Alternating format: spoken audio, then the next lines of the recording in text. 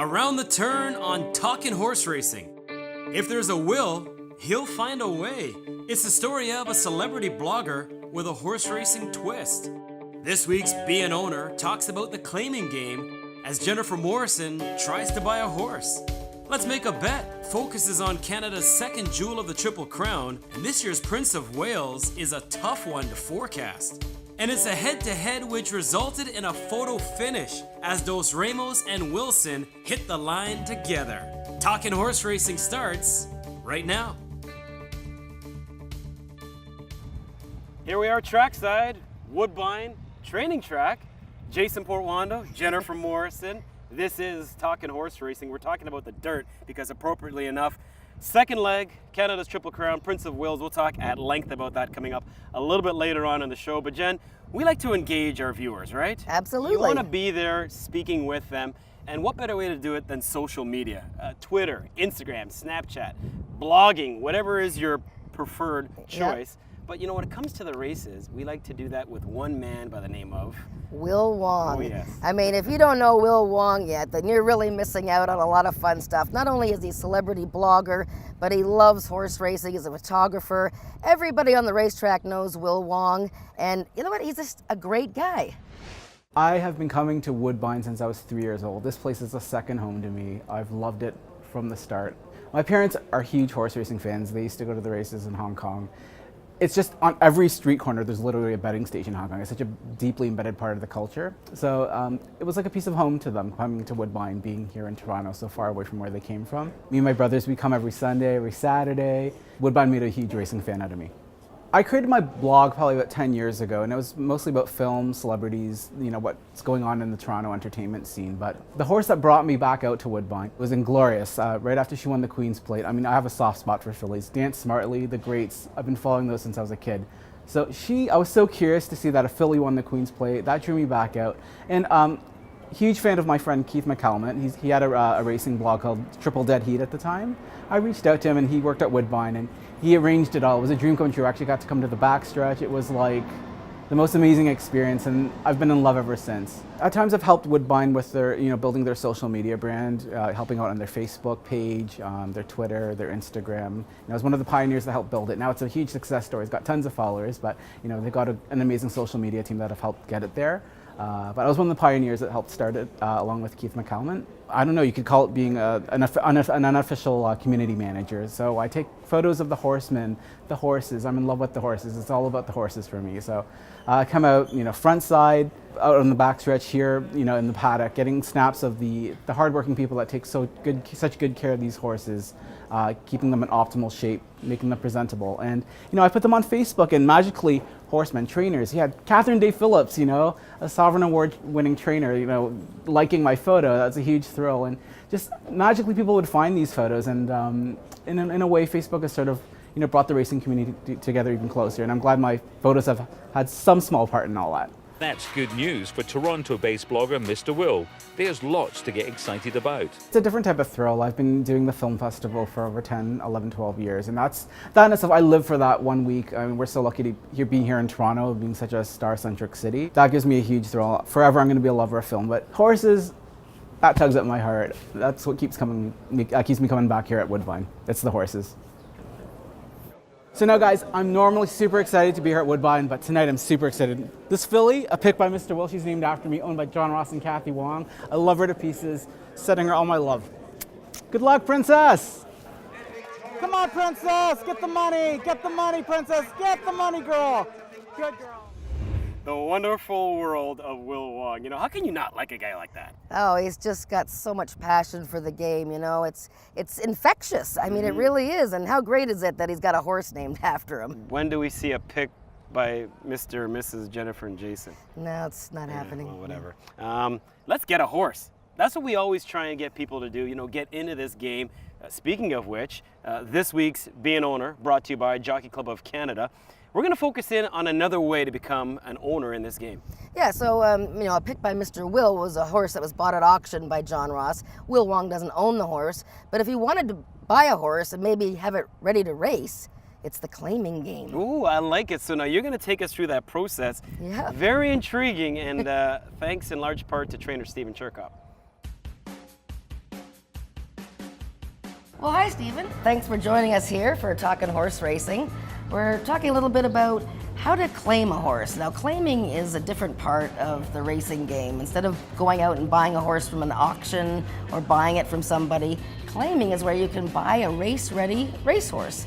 Tell me a little bit about why is claiming horses a good way to get new people into the sport? Well, the beauty about claiming a horse is you can claim a horse and have it run, back in 2 weeks, as opposed to going to a sale, and that could be a 2 to 3 year process.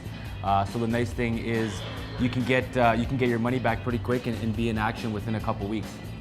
Now, what about new buyers, people that sort of want to get into the game? How much do you think that they would have to spend? What are the levels of claiming races?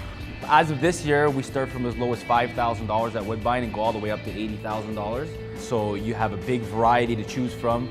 Another positive thing is when you're claiming horses, you can get together and form a syndicate with some friends and family, or possibly a trainer might have some owners that are looking for partners for somebody to partner up on.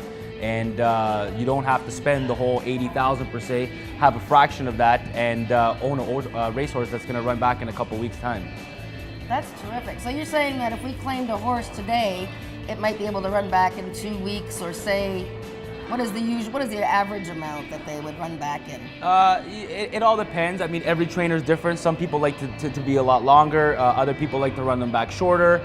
But the condition book, it has a list of all the races. So you want to try and find the best possible race which your horse is suitable for. So before you actually claim a horse, you can look at a condition book and see what race is going to come up next for your horse. And depending on that, but I'd say on an average about 3 weeks.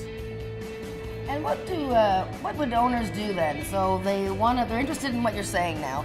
What's the first thing that they should do? Should they come out to the track? What's the first person, I guess, that they need to talk to? Well, I guess the first thing you got to do is contact the trainer, somebody like myself, and there's plenty others, and then they'll help you lead you in that right direction and explain as what we're doing here. And then what do they have to do after that, other than have a little bit of money in the horseman's account here? What else do they have to do? Do they have to get anything, sort of any kind of badge or something? So yeah, you have to get licensed as an owner. You get an initial claim. That's for the first time claiming a horse. And once that process is all over, it's just as easy as finding a horse that you like. One of my biggest successes was a horse carriers orientation. I claimed it with a group of 6 guys for a horse that was $20,000, and he went on to make $500,000.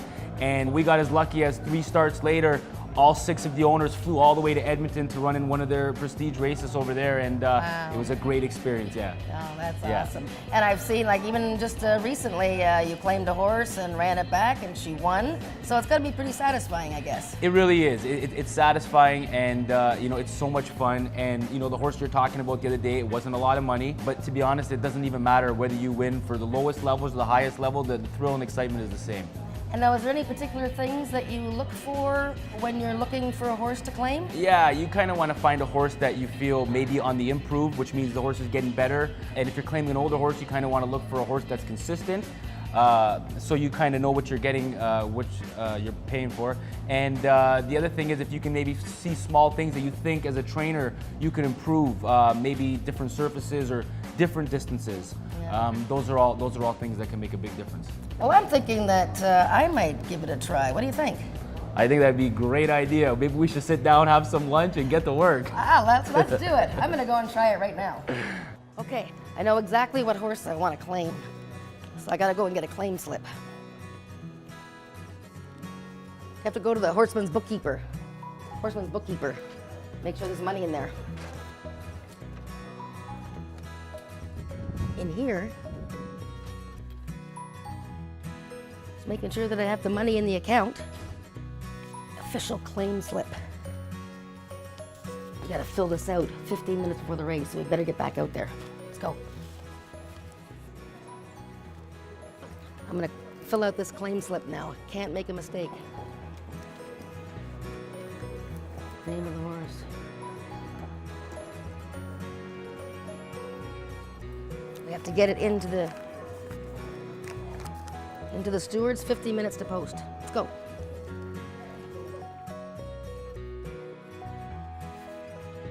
Hello. I'm going to claim a horse today. All right, good luck. Thank you. Thank you. And now we wait. It has to go upstairs to the stewards. They're going to make sure I didn't make a mistake on the writing. If there's more than one of those, what happens, Allison? We shake for them. Shake means they put it in a hat, pull one out. If I'm the winner, I get the horse right after the race. Let's go find out. Well, the claim slips in. Gotta cross my fingers. Now I gotta find a good place to watch the race. Let's go.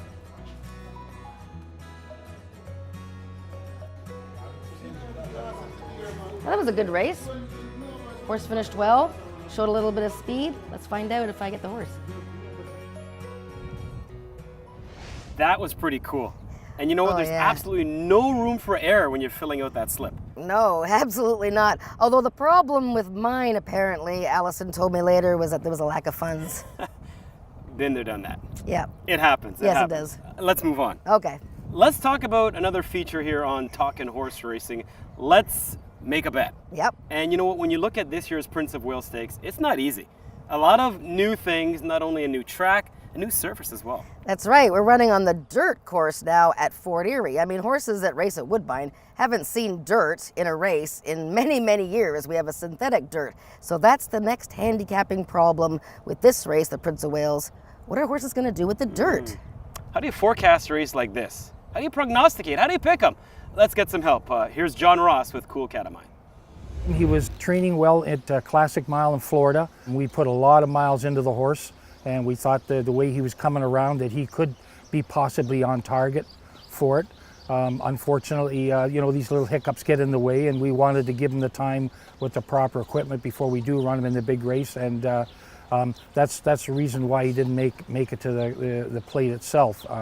But sometimes, you know, these things are meant to be, and with the addition of the blinkers now and his mind's focused on racing, we got him on the right track. You know, going to the Prince of Wales, you know, is on dirt. This horse trained all winter on dirt at Classic Mile in Florida, and he's worked well on the training track here on dirt. So that kind of makes us feel a little bit better going to Fort Erie on that dirt track, as you know.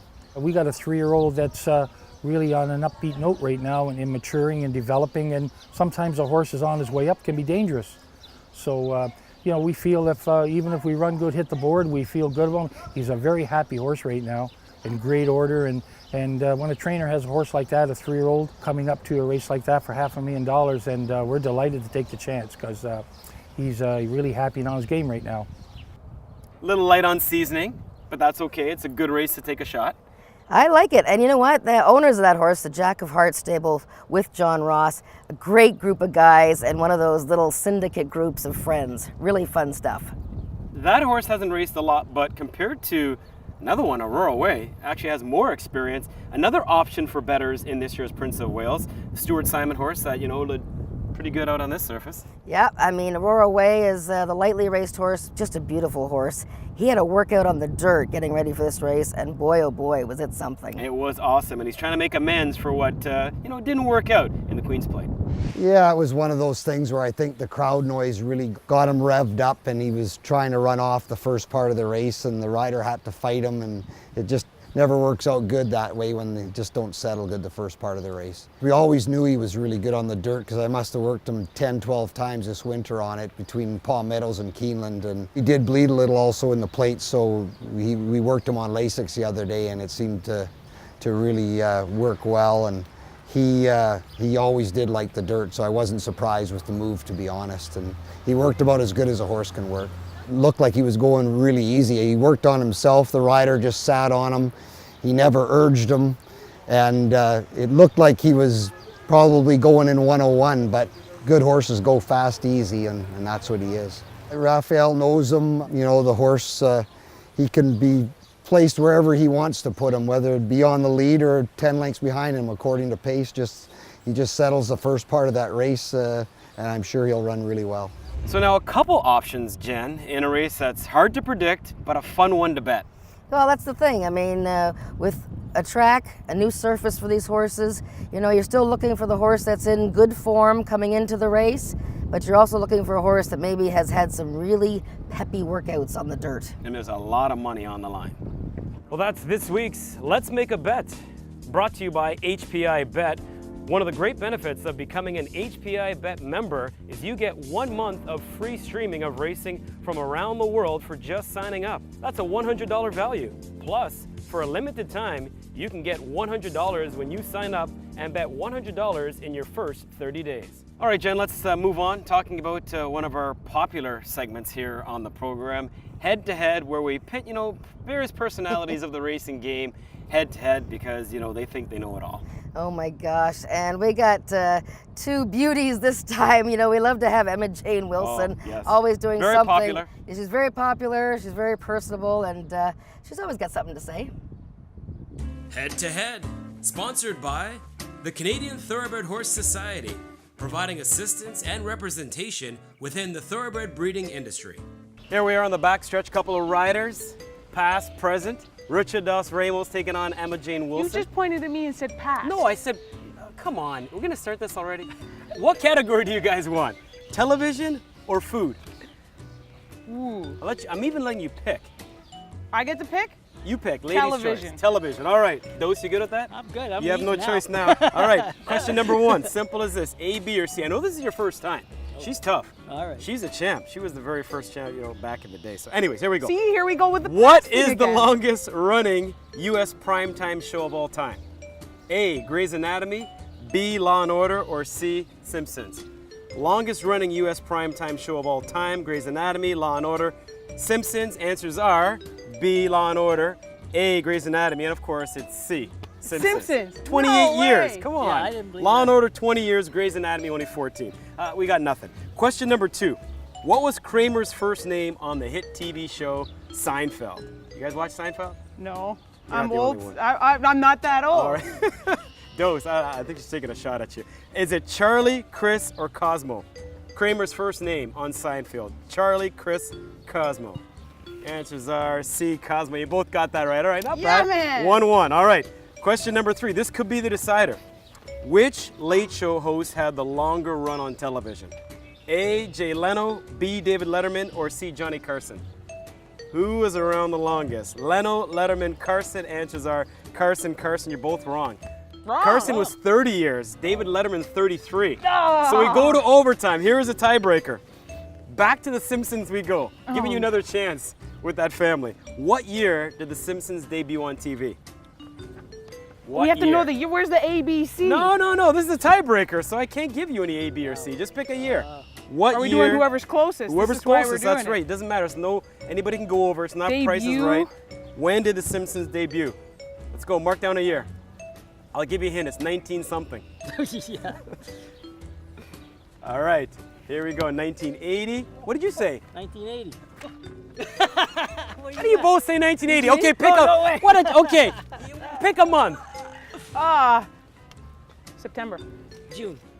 Oh, thank goodness. You didn't pick the same month as her. It's December. My God, December was it May? 1989. No way. December 1980. It wasn't 1980, it was 1989. 89. But you guys both But we picked had the same 1980. year. You guys are awful. I went with Never September again. because I figured it was fall.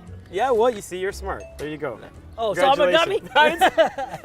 Thank you for doing that. All right, Appreciate it. Jason. Oh, man. Cheers, Dust. What are the chances? Good There's fun, 1,000 years in the world, and you guys both picked the same one. All right, appreciate it. Thank you, guys. Never a dull moment with Emma. She gets it done over Richard Dos Ramos. Good battle, though. And, geez, with these riders, I mean, I liked it when they had the tie there, and they kidding both me? put the same year, and you threw your papers. That was priceless. what are I the love chances that. of that happening? That's great. At the barn, we're at trackside right now, but not far from the barns where all these horses live. And we like to profile the men and women that work tirelessly in terms of this game because, you know what? Long hours, long days turn into long weeks. We're having a lot of fun meeting all kinds of different people back here. Some are camera shy, but some are not.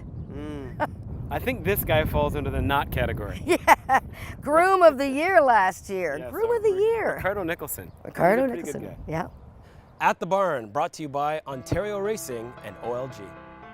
I'm from Jamaica, came here 94, went to school, did some jobs here and there, then met a friend, worked at Woodbine, then introduced me, never seen horse closely before, so then came here, showed me a couple horses, I met Skippy at Ian Black. Start working with them, everything goes good, like horses, seeing it, they offer me a job and say, sure, start. It was in 2002. First horse was at Barn 1, it was with Ian Black. The horse wasn't that good, but then afterwards he ran and he won, make a good money, and then afterwards I just started liking it. and it was that for me. That's a horse lover. And from that, everyone that I work with, they just like me because I get more likable with the horse. I guess they're more comfy, more calm, and I kind of work with them because they're more relaxed. And that's what I need too, is relaxment, right? Sometimes you're too hyper. You have a horse, it's like a teddy bear, it calms you down. They need to be calm because sometimes the races that they're going in, if it's a speed race, then you need them to be like active. If a long race, you need them to be calm because sometimes when they're too up, they get sweat up and they lose the race sometimes, so you need them to be calm. It was a tough at early out and, you know, boom, boom, going at it and then just keep going until we start picking it up. And then afterwards, I won Groom of the Week with U.S. Marshal, and it just continued till it reached like 4 times Groom of the Week for him, and then I won Groom of the Year. So that was awesome again, you know, like winning and going over the front side when you have a horse running, it has adrenaline on you, like, you know, you see a horse come down the stretch. So I kind of like the winning process of it. So then I started to put myself into where matching with the horse. So I would dress like the horse color. Whatever color the horses have, I would make myself look like that color. So we both look like we're going on a mission. Yeah, so that's how I end up really getting Groom of the Week sometimes. Right here, you have something that you're really interested in, like something that you say somebody you talk to like a friend. You have a horse you talk to, or you see their problems and you help them out, and it's like it become a hobby for you that you so like it, like, you know, it's like a best friend. Time now for this week's Jen's Gems. Now, throughout the program, we've been talking about ways to handicap the Prince of Wales. We just want winners. We don't care if it's that race or any other race. We just want you to show us the money. You can tweet us. You can tweet Jen. What's your Twitter handle? My Twitter handle is @JensBlog. All right, so I'm gonna, well, I do follow you already, but I'm gonna follow you this week. What do you got in store for us? I got a couple of beauties, a couple of shiny ones, Jen's Gems.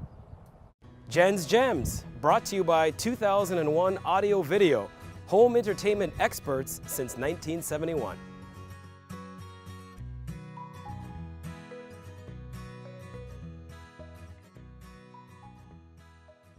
Time now to check out what's making headlines in the world of horse racing with the latest. Brought to you by 2001 Audio Video, home entertainment specialists since 1971. Woodbine Racetrack's Queen's Plate Festival was another huge success, attracting big crowds for the 2-day event. Fans were treated to some great racing and entertainment over the Canada Day long weekend. In fact, the 13-race Plate Day card produced a record handle of just over 13.5 million, eclipsing last year's number, making it a party to remember. We had a nice time today. The weather was great. The drinks were cold. We'd come out again.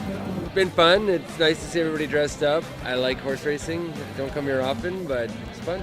Seeing the horses, you know, they're definitely specimens. That's super impressive. Seeing, you know, everybody come out and have this great enthusiasm, for sure. The energy. It's something we look forward to every year. It's a great afternoon to be at the racetrack. It's something that just started this year. It's a party. There's DJs, there's music, there's fun, and live horse racing. You can't beat it. First time here.